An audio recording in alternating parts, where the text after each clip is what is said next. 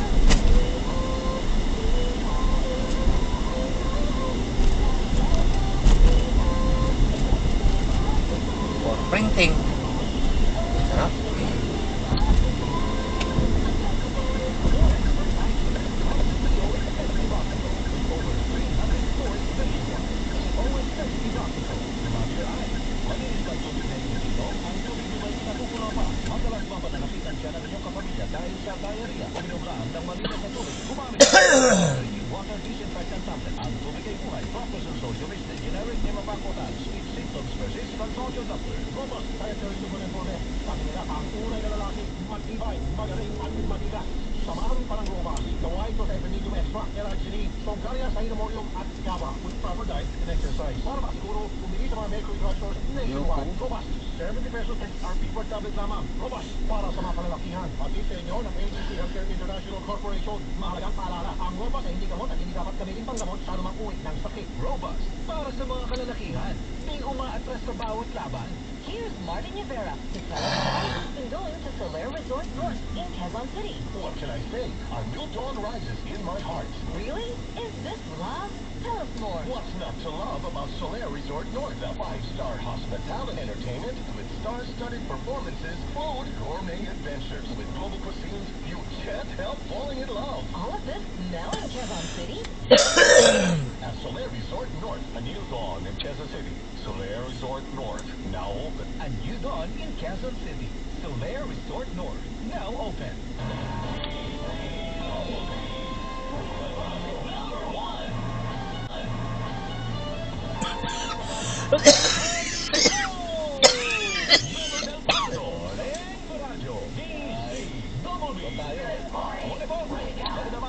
Luzon, Visayas at Mindanao. Ay, teka. Meron tayong bagyo pero nasa labas pa. At baka daw hindi pumasok. Pero tingnan pa rin natin at baka maka-apekto pa rin kahit paano. Ito po. Isa pong bagyo. Sa labas po ng teritoryo ng bansa ang binabantayan ng Pag-asa. Namataan po ng Pag-asa ang sentro ng bagyo. Sa layong 55 kilometro kanluran ng Hilaga, kanluran sa labas po ng Philippine Area of Responsibility. Taglay po ng bagyo, lakas ng hangin, aabot ng 45 kilometro kada oras, malapit po sa gitna. At pag gusto na aabot ng 55 kilometro kada oras, kumikilos po ang bagyo patungo sa kanluran, Hilaga, kanlurang direksyon. Sa bilis po na 10 kilometro kada oras at mababa po ang tsansa na pumasok po ito sa ating bansa. Samantala, ayon po kay Annalisa Solis, Officer in Charge ng Pag-asa Climatology and Agro-Meteorology Division, 13 pa hanggang 16 pa na bagyo ang posibleng mabuo o pumasok po sa bansa ngayong taon. Ibig sabihin po talagang ay tag-ulan na, ngani. Ano pa?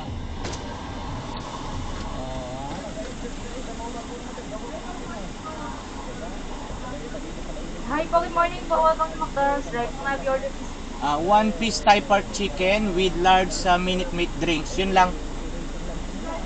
With large fries po. No, chicken lang at saka large orange juice. With egg po yung chicken nila, sir. No, chicken lang. Okay po. First window for payment na lang po, sir. Ngayon ay lahat na ng aspeto ng kanyang buhay po ay naupungkat. Ngayon, mga kapuso, habang ganyan po ang sitwasyon, ito naman sa isang lugar po dyan sa Makati, meron din po, ano nga dyan, parang pagbubuga po sa mga... 20 po, sir. Good morning po. Baka next morning din lang po.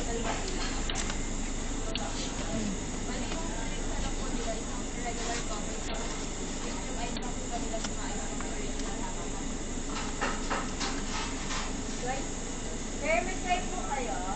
Try po, thank you.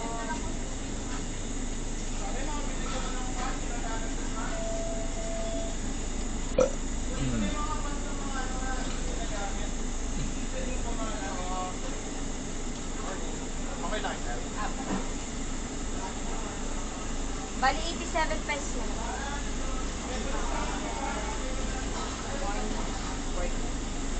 Ipa-double check po. Tap na lang, sir. Sir, swipe po. Thank you. Double check na lang. Double check na lang.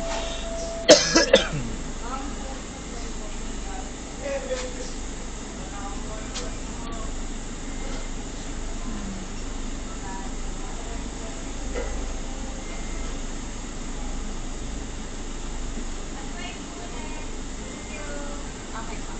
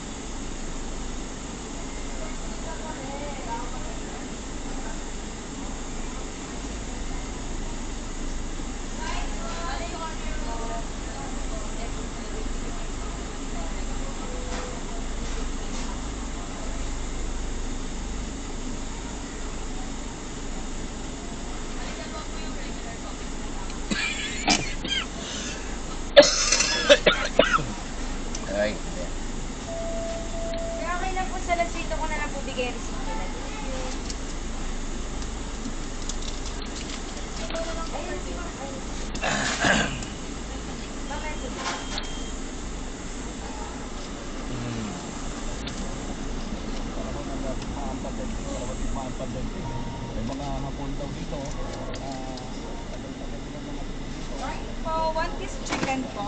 Thai part? And large or... Thai part. check ko lang. Saka yung malaki. Paano yung maliit ang binibigay mo eh. Yung Thai na malaki.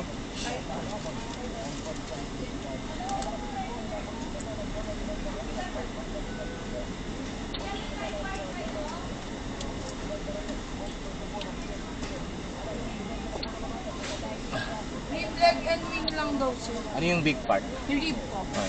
Rib na lang daw. Basta big part.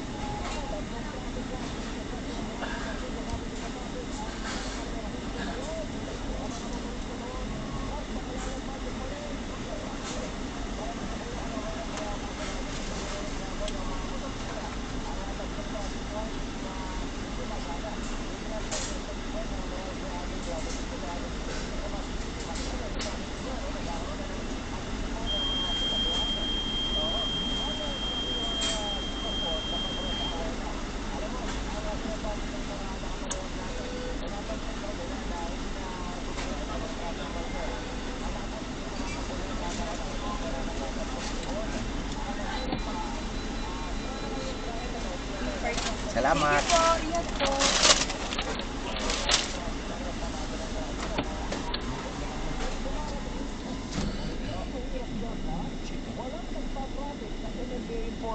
Enforcer, pero may nag-escort. May baka nasa opisyal ng gobyerno ko yung pelo. Nasa kapulitin sticker pa. Tama po. Ay, oo. Kahapon nakapanayam natin yung mga yan dahil tayo yung nag-cover dyan sa Kaprami at meron nga talaga, no? Chicken. Nakita natin yung sasakyan nila, may sticker ng pulik. Anyway, dito sa Daraso Avenue, Kuya Melo, at ako ating intersection, nagkakaroon lamang ng traffic enforcer kapag alas 6 na ng umaga. Pero oras na yan, naipon na rin yung traffic, Kuya Melo. Ang apektado, dahil dito sa sirang traffic light, yung mga papunta ng San Juan City, na galing Pasig, at yung mga galing naman ng EDSA na papunta ng Cainta Rizal. Yan yung mga apektado na motorista. At nangyayari na lang dito, kapag walang nagpapatupad ng trapiko, ay yung mga motorista kanya-kanyang discard yung mga lusot. Kita mo dyan sa radyo na titita ko yung Melo. Ano? Nagsasalit ba yan to? Dapat kasi normal yan, di ba? Dito ka muna, mga isang minuto ko yung Melo. Tapos nagbibigay ka doon sa kabilang linya. Kaya nangyari, bilangin mo na rin, segundo lang yan eh. Pag nakasama na yung galing sa Cainta, segundo lang bilangin mo, wala pang 10 segundo, nakatawid na naman, ay papunta ng Maluan. Buti walang nagkakapikunan dyan, ha? Alam mo lang kung saan mahina yun ako. Nagkakasuntukan, nagkakamurahan lang. Baka may mamarahan dyan, wag naman. Robert, alam mo, siguro ko lang Melo, yung mga problema rin sa kalsado.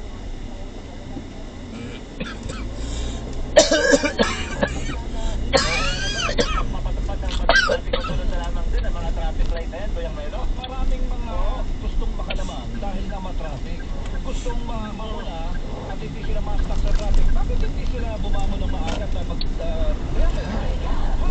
Nang tunay. Kinakailangan talaga yung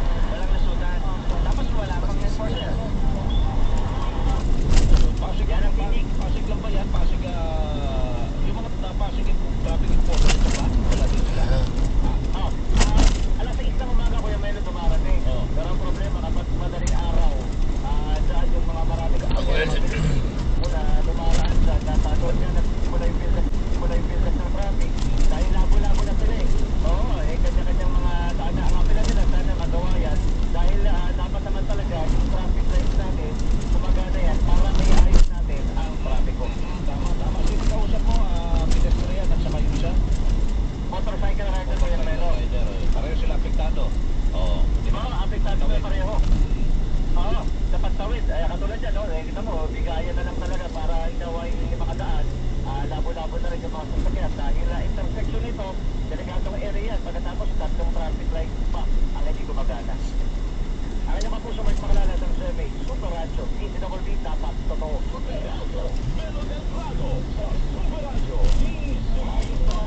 Sa traffic, 3.5 billion pesos a day ang nalulugi sa ating ekonomiya dahil sa traffic na yan. Ito tayo dyan sa palengke naman tayo. Presyo ng gulay, posible lalo pang tumaas ngayong pumakas sa ulan ayon sa ilang tendera sa Mega Few Mart. Sa Quezon City, ang gato sa nakatulong doon. Alan G, good morning! Ako, parang sa pagkakasangko natin na napapalengke at mag-ilig sa gulay, ako, baka pwedeng magkatabi-tabi na kayo ng budget nito ko yung pero dahil sa ngayong panahon ng tagulan, ito pala yung mga panahon na natin sila sa alma. Ng gulay dahil nakaka-apekto ito sa pagtatanim at sa produksyon ng gulay. Ang pagwari sa atin, yung mga nagtitinda ng gulay, pagsulat sa mga panahon-tahon, yan, patuloy, mga tubuyan, mga kamatis, mabilis pala masirayan sa paglalog na nababasa, pati yung mga gulay Tagalog, dahil sa pwedeng maka-apekto yan sa produksyon at maka-apekto rin sa supply. Kaya nga ganun pa lamang, binabanggit sa atin, tumaas na yung ilang mga gulay Tagalog ng 5 hanggang 10 peso.